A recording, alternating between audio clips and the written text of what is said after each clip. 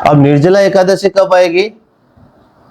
तो ज्येष्ठ के अंदर शुक्ल पक्ष की एकादशी। तो निर्जला एकादशी कब आएगी? ज्येष्ठ शुक्ल एकादशी। कौन सी एकादशी है? निर्जला एकादशी।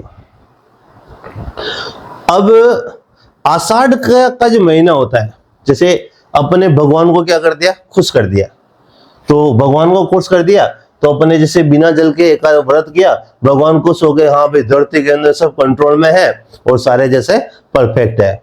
देन अगले महीने में ज्येष्ठ हो गया तो अब आषाढ़ हो गया। तो आषाढ़ के महीने के अंदर जो शुक्ल पक्ष की एकादशी है, आषाढ़ शुक्ल एकादशी, 11 लिख देता हूं एकादशी। तो देवताओं को प्रसन्न कर दिया। अगले महीने में अब देवता आराम से कंबल ओढ़ के सो जाते हैं, यानी कि देवता सो जाएंगे, तो उसे देव शयनी एकादशी। तो आषाढ़ शुक्ल एकादशी देव शयनी एकादशी। सुना होगा 4 महीने देवता सोए रहते हैं, आषाढ़, श्रावण, भाद्रपद, अश्विन, 4 महीने सो गए। अब महीना कौन सा आया? कार्तिक। तो कार्तिक के अंदर एकादशी, थोड़ा नीचे लिखता हूं क्योंकि एक लिखना है, तो यहां पर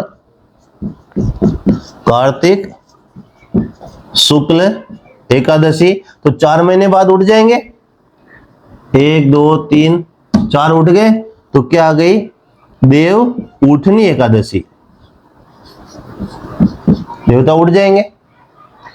अब देव उठनी एकादशी आ गई तो 4 महीने, कोई भी छोटा बच्चा होता है रात को सोता है, तो बीच में क्या है कि मिडनाइट वो उठता है, तो मम्मी क्या करती है? उसके थेपड़ी ऐसे यूं दे दे के सो जा सो जा सो जा, तो वापस सो जाता है। इस तरह से देवताओं का जो मिडनाइट होता है, यानी कि 2 महीने बीच का समय, आषाढ़ शुक्ल एकादशी उठने का समय और कार्तिक शुक्ल एकादशी उठने का समय और आषाढ़ शुक्ल एकादशी सोने का, इसका बीच का महीना कौन सा हो गया? तो आषाढ़ के बाद में श्रावण और भाद्रपद। इसलिए भाद्रपद शुक्ल एकादशी होता है, तो देवताओं को देव विमानों, जिसे बेवाण कहते हैं, तो बेवाण जो नाम है वो देव विमान से, तो बेवाणों में बिठाकर उन्हें जल विहार कराया जाता है, उन्हें घुमाया जाता है, सुरम्य स्थान पर ले जाया जाता है। इसलिए इसे जल झूलनी या देव झूलनी एकादशी कहते हैं।